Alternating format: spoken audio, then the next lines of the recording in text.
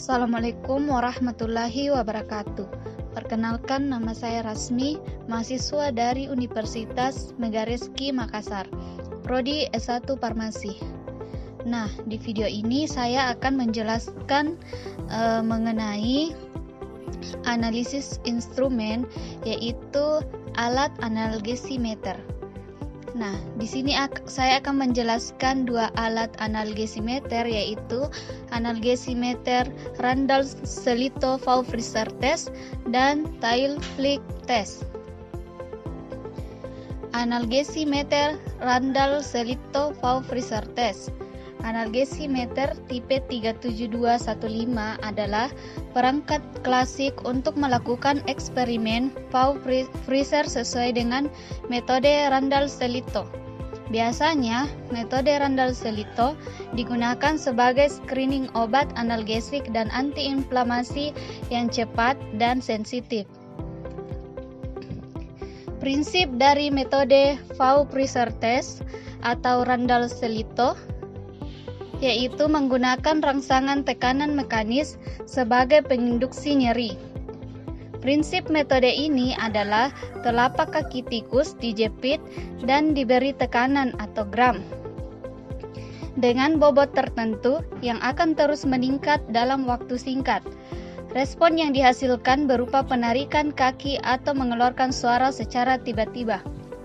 Sebelum perlakuan hewan uji, yang diuji dengan alat Ugo Basil 37215 Itali, analgesimeter terlebih dahulu. Dicatat waktu sebagai waktu awal, tikus diberikan perlakuan sesuai kelompoknya secara peroral. 30 menit kemudian, tikus diberi rangsangan nyeri berupa tekanan dengan alat Ugo Basil analgesimeter dengan tekanan beban tertentu.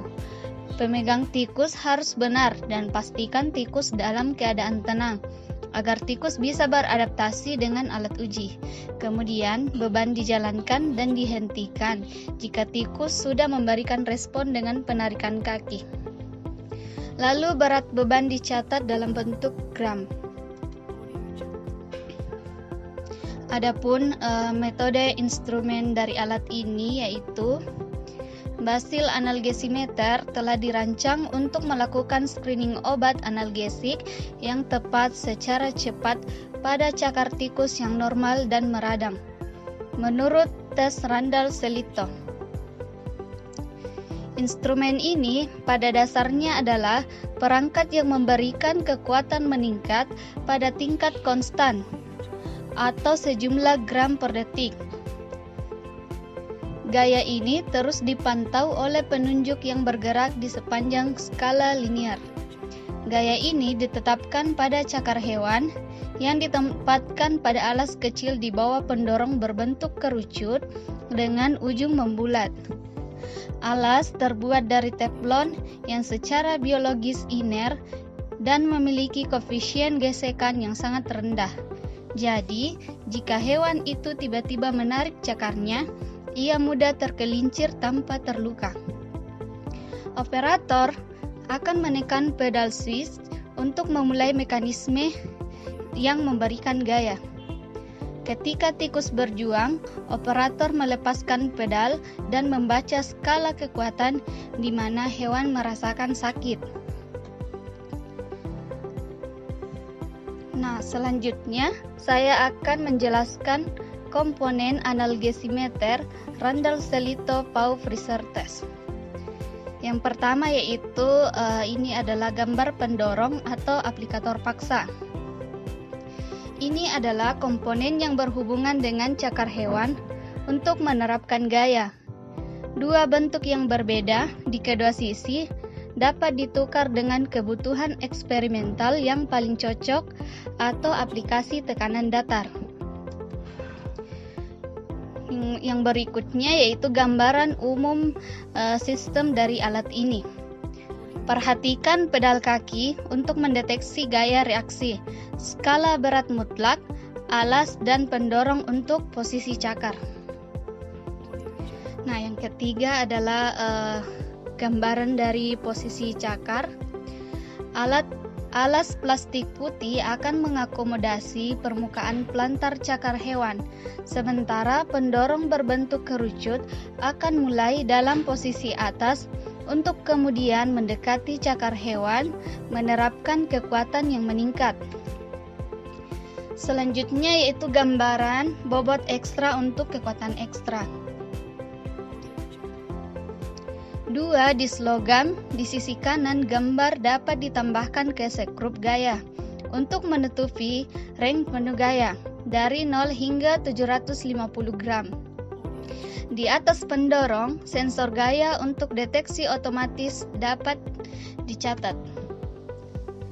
Nah, ini adalah gambaran umum sistem yang lebih jelas lagi.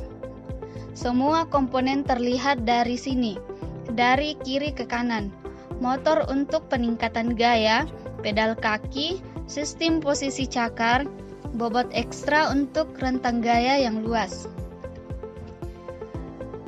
Analgesimeter dengan deteksi puncak otomatis opsional.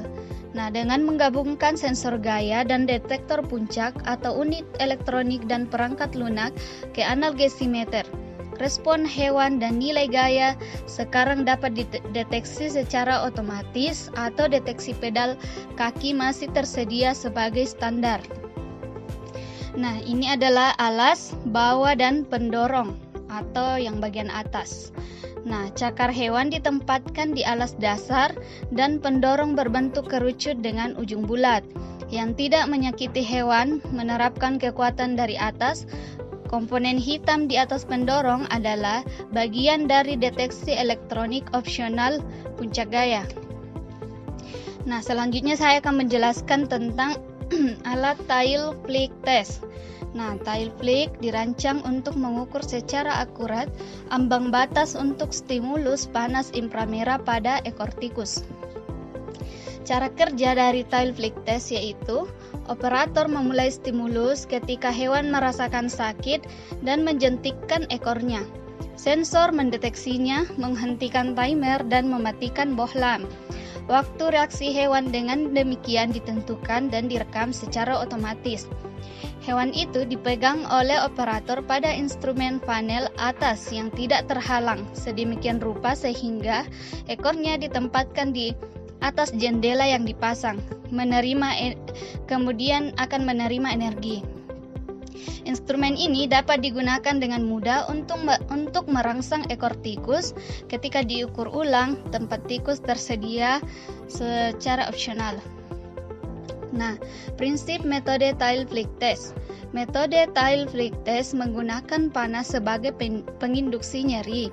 Prinsip metode tail flick test dengan mencatat waktu yang dibutuhkan hewan uji untuk bertahan pada rangsangan termal atau temperatur 500 Celcius pada ekor. Nah, respon yang diberikan berupa penjentikan atau penarikan ekor hewan uji secara tiba-tiba. Komponen dari alat tail flick test yang pertama yaitu ini adalah gambaran ekor tikus pada emitor atau detektor. Lampu daya tinggi menyediakan stimulasi termal dan sistem serat optik mendeteksi jentikan ekor secara otomatis. Yang kedua, ini adalah gambaran dari pemegang tikus. Beberapa ilmuwan lebih suka menghabituasi tikus ke pemegang pada 45 derajat untuk membuat posisi ekor lebih mudah. Nah, ini contoh dari pemegang tikus. Selanjutnya yaitu menu beranda layar sentuh. Nah, dari gambaran ini sebagian besar fungsi perangkat dapat diakses dengan cara yang sangat mudah. Selanjutnya itu hasil dari layar sentuh. Nah, hasil disimpan dalam memori perangkat dan dapat dilihat dari layar atau diekspor ke kunci USB. Selanjutnya itu pengaturan utama dan latensi. Dari layar uji, intensitas IR diatur dan waktu berlalu ditampilkan. Nah, ini adalah gambaran dari pemegang ekor. Alur pada tempat ekor membuat posisi di atas emitor lebih mudah. Nah, saya akan menjelaskan mengenai kelebihan dan kekurangan dari tile flick test. Nah, kelebihan dari alat ini yaitu metode ini sangat efektif untuk screening morfin. Yang kedua, teknik ini sangat sederhana dan tidak memerlukan keterampilan khusus. Yang ketiga, hasil percobaan sangat akurat dan tidak memakan waktu. Selanjutnya, kekurangan dari alat ini yaitu tanggapan tile flick rentan terhadap habituasi. Respon mengibaskan ekor ini tidak konsisten jika dilakukan stimulasi yang berulang-ulang. Habituasi diamati dengan pemendekan interval antar stimulus dan peningkatan intensitas panas. Selanjutnya, dari sudut pandang farmakologi, tes ini benar-benar efisien hanya untuk mengungkapkan aktivitas analgesik opioid, tapi bukan dari agonis opioid parsial. Nah, yang terakhir adalah tidak disarankan untuk memperpanjang paparan panas radiasi melampaui 20 detik karena kulit ekor dapat dibakar.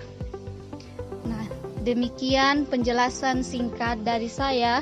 Semoga video ini bermanfaat. Assalamualaikum warahmatullahi wabarakatuh.